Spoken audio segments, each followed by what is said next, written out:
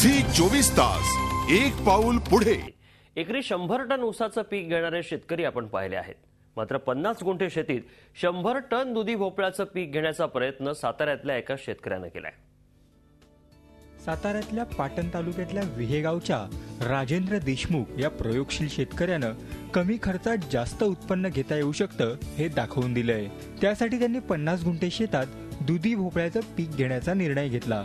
VNR Sarita जातीच्या भोपळ्याचं बियाणं त्यांनी आणलं। शायनिंग भोपळ्याला बाजारपेठेत विशेष मागणी असल्यानं त्यांनी या वाणाची निवड केली। VNR या जातीचा सरिता या जातीची निवड केली। हा मालाचा आकार, शायनिंग किंवा त्याचे जे कलर मध्ये त्याच्यामुळं हा माल मार्केटमध्ये 1 नंबर दराने जातो। त्यामुळे ह्या मालाची ह्या जातीची मी निवड केली। दुष्काळी परिस्थितीचा विचार करून देशमुख यांनी पाणी देण्यासाठी ठिबकचा वापर केलाय।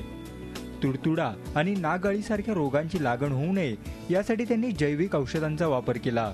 50 गुंठे शेतीतून 100 टन दुधी भोपळ्याचं उत्पादन देशमुख यांना अपेक्षित आहे। यातून सुमारे 10 लाखाची उलाढाल होईल असा विश्वास त्यांना आहे। खर्च माझा खत फवारणी असा आतापर्यंत माझा प्लॉट चालू असतो या 56 गुंठ्यासाठी फक्त 25,000 पर्यंत खर्च गेलेला आहे। कमीत कमी रोज 500 किलो माल निघायला लागलाय। इथून पुढे पूर्ण जर प्लॉट चालू झाला तर रोज माझा 2 ते 5 टनापर्यंत रोज निघाला असा अंदाज आहे मला। त्यात खर्च वजा मला कमीत कमी 5 ते 10 लाख रुपये मिळतील। सध्या तोडणी सुरू असून त्यांच्या शेतातल्या दुधी भोपळ्याला चांगली मागणी आहे।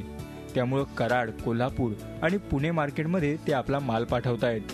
शून्य मशागत, शून्य मंडप खर्च यामुळे कमी खर्चात जास्त उत्पादन घेण्याचा राजेंद्र देशमुख यांचा प्रयत्न नक्कीच कौतुकास्पद म्हणावा लागेल।